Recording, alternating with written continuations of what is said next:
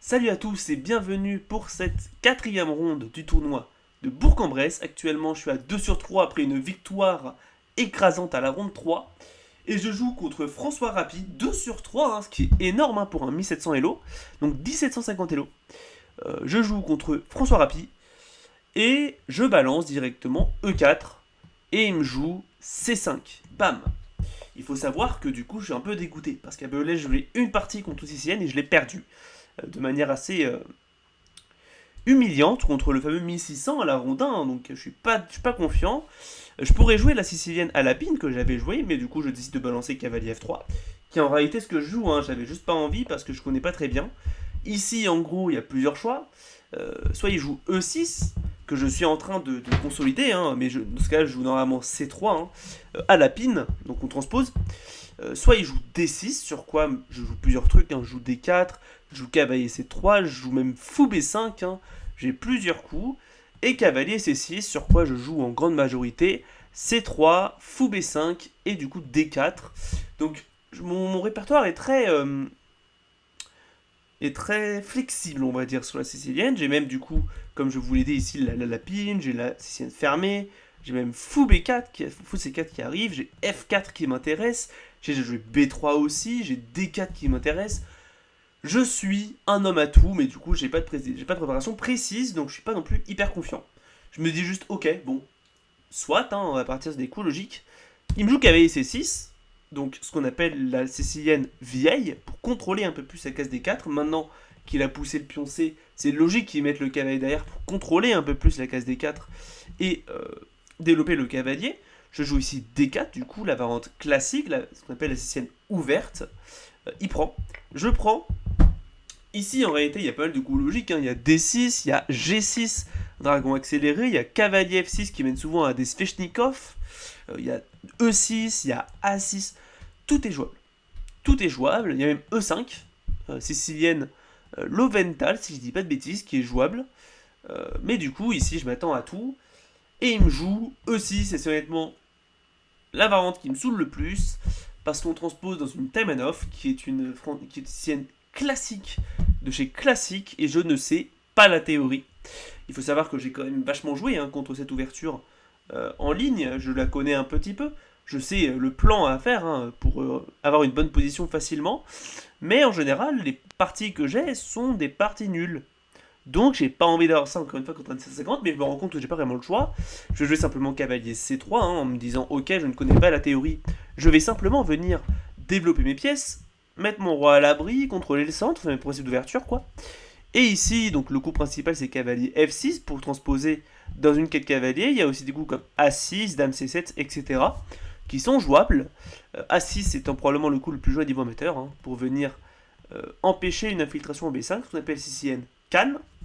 Mais du coup ici, il va jouer fou B4, une variante inconnue au bataillon que je ne connais absolument pas, pour venir taper le cavalier, menacer peut-être de prendre pour créer des pions doublés isolés. Et là, je suis complètement paumé parce que je ne connais pas cette variante. Ici, je sais que normalement le coup c'est fou E3, mais du coup ici j'ai peur de fou prend, ça m'a l'air très dangereux. Si je prends, je me rends compte qu'il y a simplement fou prend quand même sur échec, qui vient faire ses pions doublés. J'ai pas envie de laisser ça, je sais que la paire de fou elle est mieux pour moi, mais j'ai pas envie de lui laisser l'opportunité de créer des pions doublés, parce que je ne sais pas comment concrétiser la paire de fou, j'ai pas encore appris ça. Donc je vais me dire, ok, normalement mon coup c'est probablement un coup comme fou E3, ou A3, ou fou C4, peu importe. Mais je pense que lui il est habitué à ce genre de position, il va jouer fou prend C3.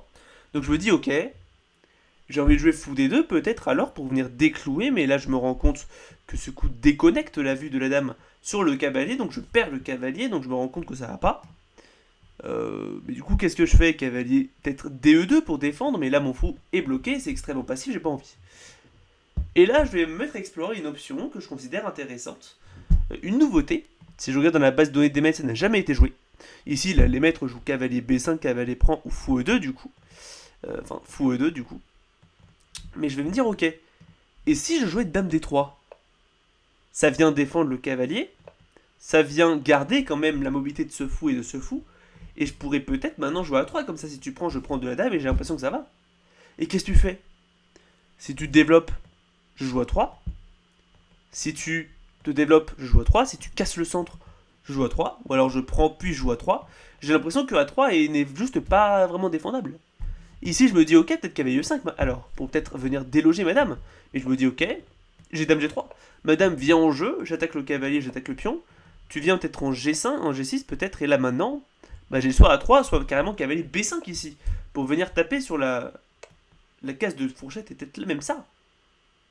Et si tu joues D6 par exemple, pour venir déloger, j'ai peut-être maintenant un coup comme A3 B4. Et j'ai l'impression que ça va parfaitement. Donc je me dis, waouh, attends, est-ce que j'ai pas une propale là? Si ça se trouve, c'est le coup théorique. Fou B4, Dame D3 peut-être. Est-ce que ça marche? Donc je réfléchis, et je me dis, franchement, YOLO. J'y vais, ça m'a l'air de me faire plaisir, j'ai envie de m'amuser. Je joue Dame D3 sur l'échiquier et je vois François qui se décompose. J'abuse, hein. Il était assez contrôlé, mais je le vois, tu vois qu'il est plus dans sa préparation, que je l'ai vachement surpris. Et ça me fait plaisir, parce que du coup, je sais que c'est un coup qui est rare, mais qui m'a l'air de parfaitement marcher. Il va réfléchir 2-3 minutes pour jouer un coup. Hein. Ici, je m'attendais peut-être à cavalier E5 du coup, ou alors cavalier F6, et il va me jouer cavalier GE7. Donc coup logique, hein, menace le roc, peut-être prépare D5, et en fait mon coup de Dame D3 c'est pas un coup qui développe les pièces, mais je me dis ok ça va. Ici je vais rapidement jouer fou D2, du coup A3 aurait été plus logique. Ça fait sens, mais j'avais envie de peut-être prendre du fou pour venir activer mon fou sur la grande diagonale. Donc je joue d'abord fou D2 pour venir défendre le cavalier avec mon fou. Peut-être préparer A3, encore une fois si la cavalier est là, je peux toujours jouer en G3. Il joue A6 pour empêcher une infiltration de mes cavaliers sur les cases B5. Ici je joue A3 et il joue fou D6. Ici fou C5 était probablement plus précis, mais il joue fou D6. Un coup que je ne comprends honnêtement toujours pas. Le fou est très mal placé, et il bloque le pion D. Ok, il contrôle la poussée D5, mais elle était déjà empêchée par le cavalier. Hein. Et en plus, le fou n'est pas défendu, donc ça autorise peut-être des découvertes diverses sur le fou. Donc là, ici, je réfléchis, je me dis ok. Et si je prends le cavalier maintenant? Ça me débarrasse de mon cavalier qui est relativement faible. Il peut pas récupérer du cavalier parce que le fou est en l'air. En gros, si je prends, là, il est forcé de jouer déprancé pour découvrir la défense de la dame sur le fou. Donc je me dis, c'est affaiblissant comme coup. Je vais cavalier prend C6. Donc c'est le coup que je joue. Il joue assez rapidement des prend C6. Comme j'ai dit là, ici, le fou est en l'air. Hein. Donc tu dois le défendre. Ici, le seul moyen de le défendre, c'est de prendre du pion D. Hein, pour regagner matériel et défendre du coup le fou. Et je balance du coup G3. Avec l'idée de rapidement jouer fou G2 et petit roc. Parce que moi, il faut savoir que je ne suis pas à l'aise sur les rocs opposés en général. Et je me dis, ok, bon, je peux toujours jouer sur fou G2 petit roc. Aussi, je menace peut-être F4-5. Un coup un peu prophylactique, hein, j'ai l'impression d'avoir un bon avantage positionnel. Il joue petit roc, je joue fou G2. Il joue cavalier G5, un coup qui me paraît relativement bizarre, parce qu'il ne fait pas grand chose. Il menace cavalier E5, mais moi j'empêche directement avec F4 ici. Du coup, c'était un coup que j'avais prévu, hein, pour venir commencer à mobiliser une attaque sur son roc, si jamais je venais à roquer sur l'aile dame. Et en plus, son fou et son cavalier perdent du terrain. S'il joue E5, j'ai F5 qui arrive pour taper le cavalier. Mais ici, surprise, il me joue fou C5. Logique finalement pour empêcher le petit roc. Je me rends compte que je pourrais jamais roquer à cette aile. Si je joue fou, le problème c'est que là il y a dame prend dame intermédiaire, suppression du défenseur. Hein. Ici le fou n'est plus défendu, je suis obligé de récupérer la dame sinon je perds trop de matériel. Et il va simplement réussir à récupérer le fou avec une pièce de plus. Je me rends compte de ça, je suis un peu dépité. Mais je joue du coup grand roc pour venir mettre mon roi à l'abri. J'aurais peut-être dû d'abord prendre ici, puis jouer grand roc pour éviter de me faire affaiblir, mais pour moi l'affaiblissement provoqué par dame prend D3 joué par mon adversaire était bon pour moi, parce que du coup je viens mobiliser mon pion C, hein, qui était un peu immobile derrière ce cavalier. Je le mobilise, parce que maintenant il pourra peut-être venir menacer la poussée D4 une fois que je l'aurai adéquatement préparé. Et donc je me dis que je suis vachement bien là. Ici je joue E5. Enfin ici il me joue E5. Pour venir enlever du coup, enfin mettre pression peut-être sur mon pion, essayer de le déloger. Ici j'aurais dû jouer F5 pour venir taper le cavalier, mais j'avais pas envie non plus de lui donner ses cases, hein. Ici maintenant son centre est établi, j'ai du mal à pousser des 4, j'avais pas envie d'autoriser ça, donc je me dis ok, est-ce que je peux pas simplement jouer prise? Il prend et ensuite joue un coup comme fou F4 pour défendre mon pion et menacer T4. Je me dis ok, ça m'a l'air intéressant et du coup je le joue. Et comme vous le voyez à l'évaluation, c'est une grosse gaffe. C'est pas une grosse gaffe, moi j'aurais plutôt dit que c'est une erreur, hein, c'est le système d'évaluation Lichess qui m'a dit ça. Mais du coup, pourquoi? Et ben je l'ai vu dans la partie en réalité, mais j'avais pas pensé que c'était si mal que ça. Je me suis dit ok, bon, donc là c'est une gaffe à cause de fou G4 ici, qui vient taper le fou, taper la tour et vient simplement développer son fou extrêmement rapidement. Je me dis ok, fou, bah je reviens simplement en E1, ça va non? Bah en fait non, parce qu'il va récupérer et maintenant j'ai plus de moyens vraiment de jouer sur ça, sur la poussée de D4, j'ai maintenant un centre qui est relativement fragile, un roi qui est un peu faible, c'est pas opti quoi. J'aurais pu encore survivre je pense, mais c'est pas opti. Mais mon adversaire ne va pas avoir ce coup qui était extrêmement gênant du coup, et il va prendre. Du coup moi je suis content, je me dis soulagement, fou F4, hein, du coup je viens défendre mon pion D3 avec ma tour, je viens attaquer son cavalier, il joue cavalier G4 pour venir se diriger vers la case de fourchette. Je balance D4 avec l'idée que si tu viens faire la fourchette quand même, je prends. Et après prise par exemple, là je vais simplement pour récupérer et j'ai 2 pièces pour la tour. Et du coup c'est 6 points contre 5. Les 2 pièces sont toujours plus fortes que la tour en général. Enfin, très très grosse partie, on va dire 99% du temps, c'est le cas. Donc du coup moi je suis content, je pousse D4, il revient en B6. Et je joue tour D2 pour simplement empêcher la fourchette, parce que du coup maintenant c'est défendu par la tour. Il joue cavalier F6, donc il revient en arrière, je balance E5. Il ne peut pas venir au centre, ici c'est défendu 2 fois. Hein. Attaqué 2 fois, je veux dire défendu une seule fois par le pion, donc je gagnerai du matériel. Mais du coup, qu'est-ce qu'il fait? Et bien ici, il va me choquer, il va jouer cavalier E8, qui m'a l'air d'être une très grosse erreur, parce que bah, mon pion, il contrôle toutes les cases de sortie, et si tu viens en C7, bizarrement, c'est assez passif. Donc je me dis, bon bah d'accord, moi je suis content. Il voulait peut-être simplement défendre aussi là, mais peut-être un moyen plus optimal de le faire aurait été de jouer cavalier H5, G6 et cavalier G7, pour essayer de replacer le cavalier sur une bonne case. Mais soit. Soit, ici, du coup il joue cavalier 8, et là j'hésite. Je me dis, ok, qu'est-ce que je peux faire pour concrétiser l'avantage? Parce que j'ai l'impression que ces pièces sont complètement cloîtrées, j'ai l'impression que j'ai un avantage. Et ici, je vais me dire, ok, moment critique, je réfléchis, D5. Parce que si tu prends, je prends du cavalier, ton fou est menacé, j'ai un cavalier qui est magistral, j'ai une attaque qui commence à se monter, avec peut-être des infiltrations en E7 ou en F6, j'ai une tour qui est active, j'ai mon fou qui est aussi ouvert maintenant, ça commence à être dangereux. Donc du coup, qu'est-ce que tu fais? Tu ne vas pas prendre, probablement. Tu ne vas probablement pas prendre, mais du coup, qu'est-ce que tu fais à part ça? Est-ce que tu joues sur la poussée? Mais dans ce cas-là, je pousse aussi et j'ai un pion qui est passé qui est extrêmement dangereux. Si tu ne fais rien, je pousse. Donc tu es obligé de prendre.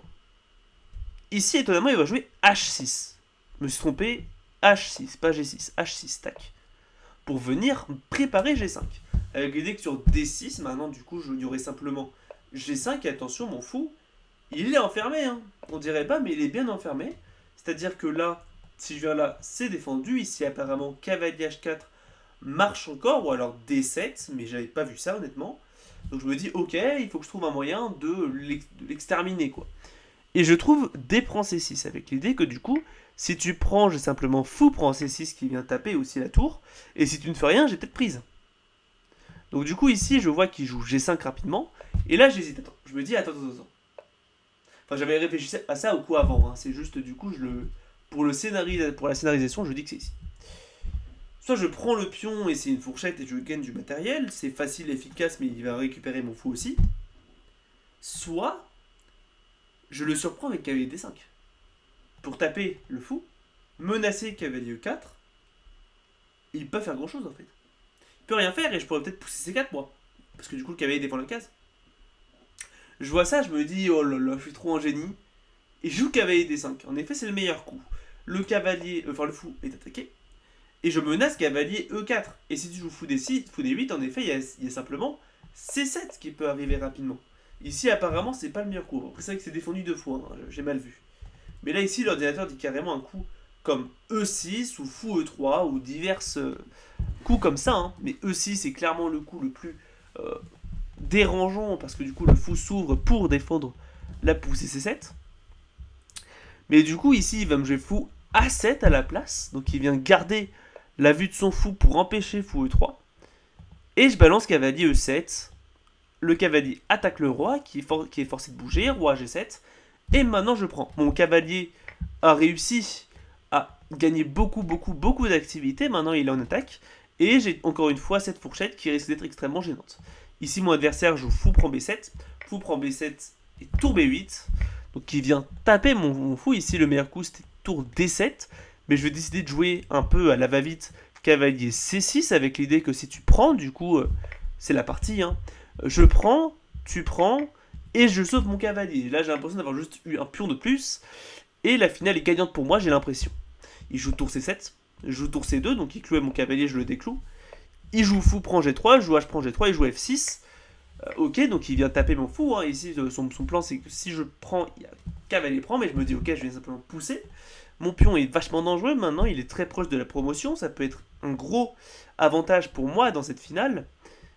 Ah non, je ne joue pas ça tout de suite. Pour moi, je joue cavalier D4 avant. J'ai mal vu pour venir menacer la fourchette en réalité si tu prends. C'est-à-dire que là, il a pris ma tour, je prends du roi. Et si tu prends mon pion, ici, il y a fourchette. Mais vous allez voir, c'est un peu pareil. Du coup, je joue cavalier C7 pour venir empêcher la fourchette. Et maintenant, je pousse. La position est relativement similaire.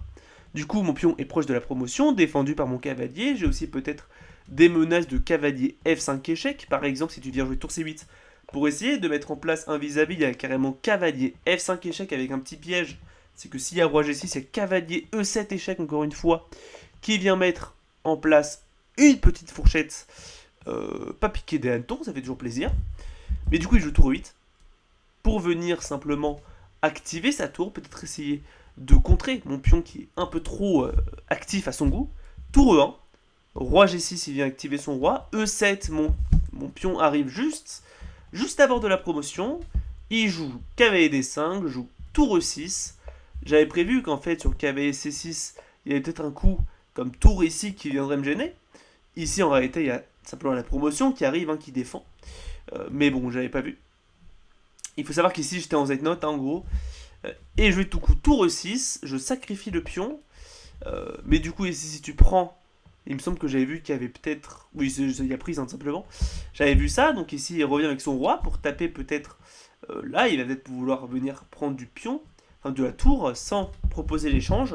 Joue tour, prend A6, et joue tour, prend A7. Et ici, j'ai arrêté de noter. Parce que j'étais vraiment en Z-note, il devait me rester genre 20 secondes. Lui, il devait lui rester genre 40 secondes, un truc comme ça. Donc on était vraiment en Z-note pure et dure. Il faut savoir qu'ici, on était en gros les derniers. Hein, la dernière partie à être vraiment en train d'être jouée. Et la partie a continué. Mais je savais que j'étais mieux. Parce que mon pion ici, si on doit examiner la position de fin ici, j'ai un pion qui contrôle les deux pions en réalité des noirs. Et moi, j'ai deux pions passés liés. Ça commence à être compliqué, j'ai une tour qui est extrêmement active, qui empêche un peu les excès des noirs. J'ai un cavalier qui peut venir. Je sais qu'à un moment, par exemple, ici, il me semble que j'ai cavalier F5, mais je suis plus sûr, hein, parce qu'il y avait tour ici, qui a été une menace. Mais globalement, j'ai toujours des cavaliers là qui peuvent très rapidement venir pour faire des fourchettes, vous voyez. Et donc, à la fin, en gros, ce qui s'est passé, c'est que j'ai fini par prendre un pion, il a essayé de promouvoir, mais j'ai été plus rapide, j'ai promu, et il a abandonné. Donc c'est une victoire, hein, à cette ronde 4 de Bourg-en-Bresse, qui fait plaisir parce que la partie était quand même vachement serrée. Je trouve que la partie est très belle, hein, magnifique milieu de jeu, magnifique ouverture, magnifique finale, qui mène du coup à une victoire satisfaisante de mon côté. Je trouve que la partie était relativement intéressante. Et du coup, je suis actuellement à 3 sur 4, donc dans le haut du tableau. Et du coup, je suis content. Je suis content, c'est un bon début d'après-midi, parce que du coup, comme je vous avais dit à la ronde dernière, il y avait une pause entre la ronde 3 et la ronde 4, donc je reviens après une pause et je gagne cette ronde, donc ça fait plaisir à mon mental, surtout que j'avais perdu à la ronde 2 contre un plus faible, donc là je vois que je suis un peu dans le bassin, et du coup, je suis à 3 sur 4, et ça fait plaisir. J'espère que cette vidéo vous a plu, et du coup je vous dis à demain pour la ronde numéro 5, c'était Zéro Alpin. Tchuss.